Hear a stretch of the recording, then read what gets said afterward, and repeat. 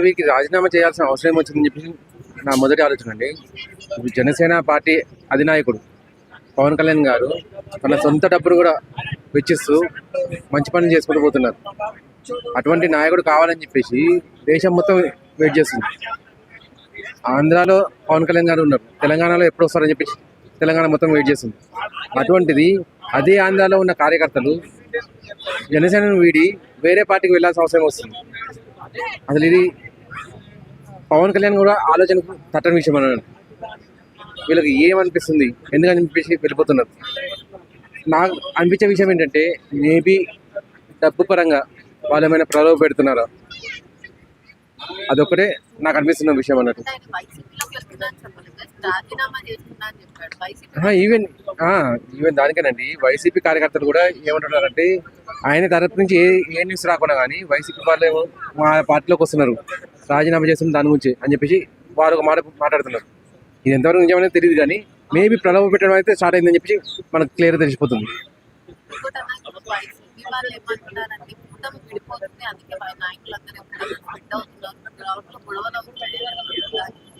ఇది ఎంతవరకు నిజమనేది నాకే తెలియదు కదండి. ఒకవేళ పొరపాటున కూడా కూటమి అనేది విడిపోయింది అనుకోండి, అది ఆంధ్ర నాశనానికి నాంది అన్నట్టు క్లియర్.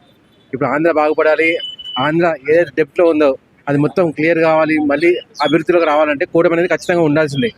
కూటమి ఉంటేనే పవన్ కళ్యాణ్ గారు కానీ ఇటు చంద్రబాబు నాయుడు గారు కానీ ఇద్దరు కలిసి పనిచేస్తేనే ఆంధ్ర అనేది బాగుపడడం జరుగుతుంది. అంతకుముందుకు వైఎస్ఆర్సీపీ హయాంలో ఏవైతే అప్పులు ఉన్నాయో ఆ అప్పులు అనేది తీర్చగలిగేది ఒక చంద్రబాబు నాయుడుకి మాత్రమే సాధ్యమవుతుంది. చంద్రబాబు నాయుడు గారు ఎప్పుడైతే ఆంధ్ర తెలంగాణ రెండు కలిసినప్పుడు ముఖ్యమంత్రిగా చేశారో ఆ అనుభవం అనేది ఆయనకి ఇక్కడ ఖచ్చితంగా పనికొస్తుంది. ఆంధ్ర ప్రజలకు ఆ అనుభవం కావాలి, కూటమి ప్రభుత్వం అని చెప్పేసి ఖచ్చితంగా ఉండాల్సిందే. విడిపోతున్నారని చెప్పేసి అంటే ఇది ఊహాగానాలు కావచ్చేమో అని చెప్పి నాకైతే అనిపిస్తుంది, కానీ ఇందులో నిజం లేదేమో అని చెప్పేసి.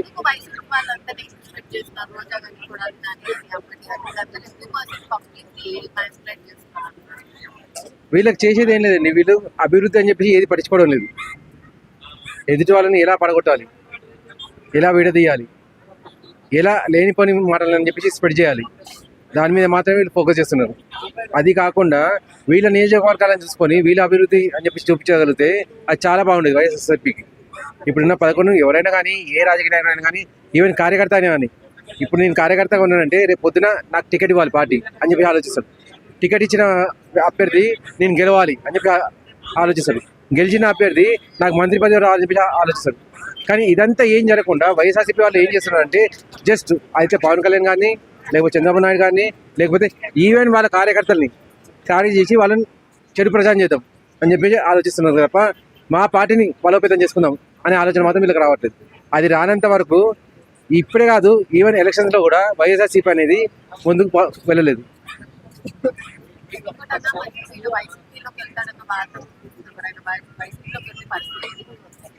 పరిస్థితి ఏం లేదండి, మన కాళ్ళ మీద మనం బండరాయి వేసుకోవడమే క్లియర్. వైసీపీకి ప్రజల్లో అనే పేరు అనేది చాలా తక్కువ ఉంది. ఇప్పుడు ఉన్నది ఏదైనా కానీ ఈ 11 సీట్లు అనేది కూడా తగ్గకపోవచ్చు నెక్స్ట్ ఎలక్షన్స్లో. అలా తెలిసిన విషయాన్ని కూడా జనసేన నుంచి విడిపోయేసి వైసీపీలో కలుస్తున్నారంటే వాళ్ళు ఎంత గుడ్డిగా నమ్మేసిపోతున్నారని చెప్పి ఇక్కడ క్లియర్ అర్థమైపోతుంది. ఆంధ్రప్రదేశ్ అభివృద్ధి అని చెప్పేసి ఖచ్చితంగా పవన్ కళ్యాణ్ గారి భుజస్పందాల మీద ఉంది. ఆయన క్లియర్గా ఆంధ్రప్రదేశ్ అభివృద్ధి చేయగలుగుతారు. ప్లస్ మెయిన్ థింగ్ ఇంకోటి ఏంటంటే, ఇంత ముందుకు గుడి వివాదం, తిరుమల తిరుపతి వివాదం ఏదైనా జరిగినా కానీ దాన్ని సమసిపోయేలా చేసేది, మళ్ళీ అటువంటి రాకుండా చూడగలిగే శక్తి సామర్థ్యాలు కలవాడు పవన్ కళ్యాణ్ గారు ఒక్కరే. ఆయన విడిపోయి బయటకు వస్తున్నారంటే ఇంకా వాళ్ళకి చెప్పగలిగింది ఏం లేదు. అంత మూర్ఖత్వం అనేది ఇంకోటి ఉండదు.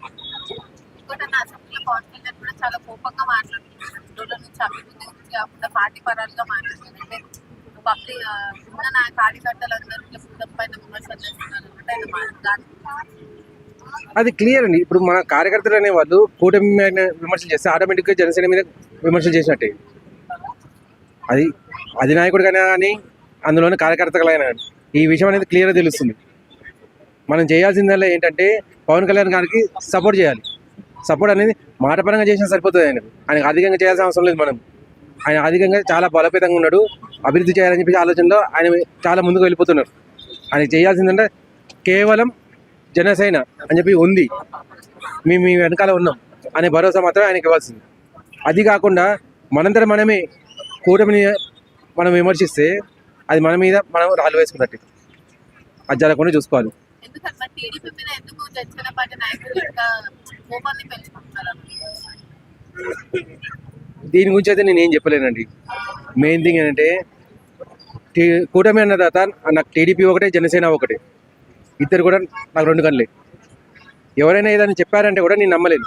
మరి రోజా గారు ఏమంటున్నారంటే మన బొత్స సత్యనారాయణ ఏదైతే వైసీపీలోకి వస్తే మా ఏరియా నుంచి ఆయన మీరు మంచి పొజిషన్ ఇస్తాను అని కామెంట్ చేసింది. దాని గురించి ముందు రోజా గారిని ఎలక్షన్స్ నిలబడి మళ్ళీ గెలిచి చూడమని, వేరే విషయాల అవసరం లేదు. తను గెలిస్తే అప్పుడు మాట్లాడమని చెప్పండి. వేరే వాళ్ళకి టికెట్ ఇచ్చేసి వాళ్ళని గెలిపించుకునే సత్తా అయితే తనకు లేదు. తనని తాను చూసుకోమని చెప్పండి. మరి అవినీతి గురించి మాట్లాడుతుంది మళ్ళీ రోజా అవినీతి చేస్తున్నారంటుంది. దాని గురించి దయ్యాలు వేదాలు వర్ణించడం అని చెప్పేసి ఉందండి. అది కలియుగంలో జరుగుతుంది ఇప్పుడు, అంతే. అది మనం చూస్తున్నాం అంతే. ఏపీ ప్రజలకి రాజీనామాల గురించి మీరు ఏం చెప్పాలి? ఇది ఏ ప్రక్రియ అని చెప్పేసి అనుకోవాలో కూడా నాకు అర్థమవుతలేదండి క్లియర్గా. ఇప్పుడు వాళ్ళు ఆల్రెడీ రాజకీయ నాయకులు ఉన్నవాళ్ళు కాదు, కార్యకర్తలుగా ఉన్నవాళ్ళు. కార్యకర్తలుగా ఉన్నవాళ్ళు వాళ్ళు రాజీనామా చేసి వెళ్తున్నారంటే వాళ్ళకి అవగాహన లోపం మాత్రమే. ఇది వాళ్ళకి అవగాహన అనేది కల్పించాలి. అది పవన్ కళ్యాణ్ గారు కానివ్వండి, పక్కనున్న కార్యకర్తలు ఎవరైనా కానీ అవగాహన అనేది పెంచేసి మీరు చేసిన పని అనేది పలానా పద్ధతిలో వెళ్తుంది, దానివల్ల ఇంకో కార్యకర్తలు చెడుగా ఆలోచించే ఆలోచన వస్తుంది. అటువంటి జరగకుండా ఉండాలంటే మీరు మీ బుద్ధిని మార్చుకోవాలి అని చెప్పేసి అటు అధినాయకుడు కూడా కాస్త చెప్పాల్సిన అవసరం అయితే ఉంది. కూటమి అయితే విడిపోతుందండి, అదైతే 80% జరగదు. ఎలక్షన్ అట్లీస్ట్ కనీసం ఎంత లేదా కానీ వచ్చే ఎలక్షన్ వరకు అయితే ఖచ్చితంగా కూటమి కలిసే ఉంటుంది. విడిపోయే ప్రసక్తి అనేది జరగదు.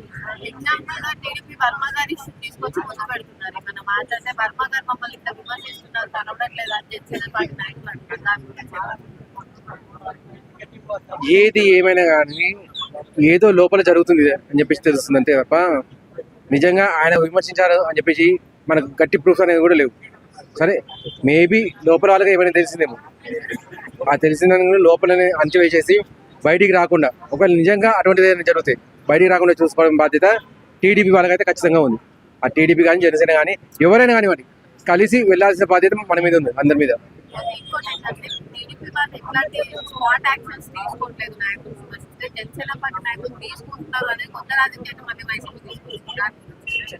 వైసీపీ అని కాదండి, ఇది జనసేన సేవకుడిగా నాకు కూడా తెలిసిన విషయం.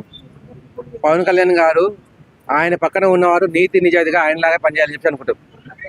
టీడీపీలో అంటే అది ఎప్పటి నుంచో ఉన్న పార్టీ, వాళ్ళకి తెలుసు పొరపాటున వీళ్ళు ఏదైనా తప్పు చేసినా కానీ రేపు మళ్ళీ మన దాంట్లో కలుస్తారని చెప్పేసి.